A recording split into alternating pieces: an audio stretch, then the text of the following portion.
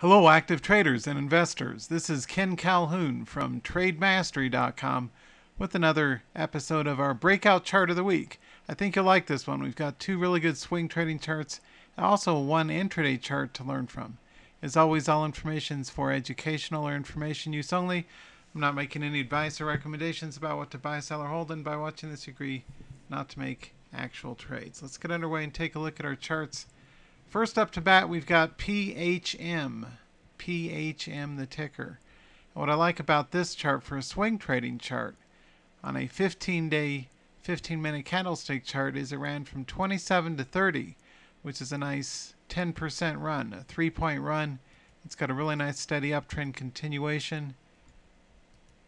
This is a pattern I call an acceleration ramp. We've got a steady uptrend that graduates into a sharper angle sustained breakout of at least several days. And you can see it's a very strong chart. If we take a look at the 90-day daily candlestick chart, you can see a spectacular run all the way from 25 up to 30. So it's got a really nice uptrend continuation pattern. Uncrossed moving average lines. It's always good to have your 50 simple moving average, 100 simple moving average, and 200 SMA, because that's what institutional traders use, and so that's why I put 50, 100, and 200 SMAs on my 90-day daily candlestick charts. Uncrossed moving average lines means we've got really strong price action and a continuous move up, so that makes sense. That's a good chart. Next up, we have featured SQ, the ticker. This is one that came up out of a congestion box in a 3140 to 3340. It's about a 2-point range here. It did a nice breakout here on the 26th and did another nice 45-degree angle breakout lately. Now, although it's pulled back today, and you can see as I'm recording this live here on November 1st, 2017, we do have a pullback here today, so we're not interested in it until it takes out new highs. But if it does, it's got a really good volatile profile to work with. So for that reason, I like this chart. Also, if you take a look at the daily chart, it's a spectacular swing trading chart going all the way from 25 to 37 with a minimum pullbacks or red candles. It's mostly a nice strong uptrend continuation with buyers firmly in charge, getting even more excited about it with a good strong high volume breakout profile this last week. So we'll see if there's more for it more ahead for it. So we stay tuned for more price action in this one if it's able to get over 38. So SQ, the ticker. That's a good strong chart. And last but not least, let's take a look at QD. What I like about this chart is the open range breakout following a minor gap. This is my single favorite professional day trading chart pattern that I've traded since the 90s and have taught tens of thousands of traders to use. We always look for minor gaps. This is a 2-day, 1-minute candlestick chart, and we look for a nice minor gap above the previous day's high, which, as you no doubt remember, I've taught you in earlier episodes, we always look for whole number support and resistance, and this does it like clockwork. 22 whole number ran up to 25. This is also a really good example of average true range price elasticity because it's got a 3-point delta, a 3-point range. 22 to 25, 25 to 28 marks out the highs and lows in this trading range. And this did a mean reversion pivot, right? It did a minor gap. It ran up, it pulled back down to slightly deeper than the average or the mean X bar. For the fellow statisticians out there, we got a mean reversion pivot play and it bounced up. But what I like best about it is the dramatic 2.5-point open range breakout.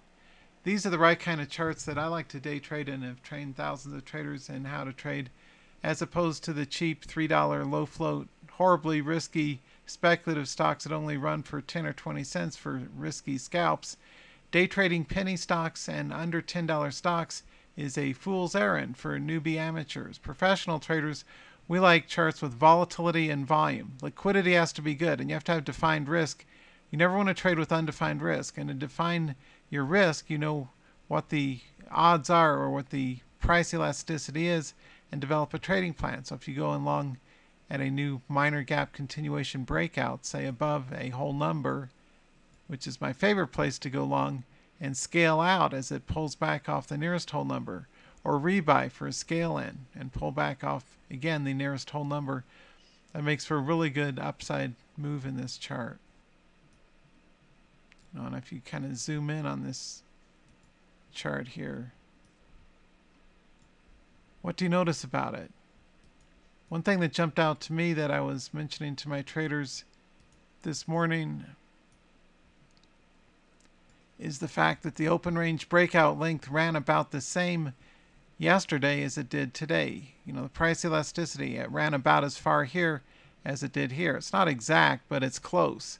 And that's how I develop a good trading strategy, is identify the specific breakout potential and how far it's likely to run within these whole number price action windows, and then develop a trading plan designed to capitalize on the breakout and then sell right under the nearest whole number, and then rebuy and sell under the nearest whole number again. So looking for these whole number support and resistance areas is a very sensible way to trade breakouts and gap continuations. But the punchline is you got to trade highly liquid instruments in the $20, $30, $40, $50 share range like this that have good trade potential. I mean, do the math on how much money one could have potentially earned if you traded just 500 or 1,000 shares at the nearest whole number. You know, a nice big 2-point run can do wonders for your account potentially if you know how to trade it. So these kind of charts are the kind that at least I like to teach and trade myself. And I hope that this chart gives you a good example of a role model for a classic Ken Calhoun minor gap continuation play like I've taught since the 90s. My gap plays have been widely copied by other people, but I originated a lot of the minor, meaning small, under 10% of the price, opening range gap, breakout continuation plays, because the price action and the volatility and the volume are especially good on this kind of chart. If you just do the math. Always look at the math behind the chart, kind of a last thought here. What's the math on how you could have done had you traded this one correctly? Right? Or for our swing trading charts. PHM and SQ. Some charts are good for intraday, some are good for swing trading. Knowing the difference, like this one would not have been good for a long day trade today, it would have been fine for a swing trade. PHM also would not have been good for a day trade, but good for a swing trade. So make sure that you match the price action and the volatility in the chart pattern to the specific trading style that you're looking to adopt, whether it's intraday or swing trading, or like some of us do some of both, but with different charts. And different charts are tailored for the specific trading strategy that best fits the price action, the volatility, the volume, and the relative strength of the trend following a gap continuation. So until next time, trade smart, trade with real tight stops.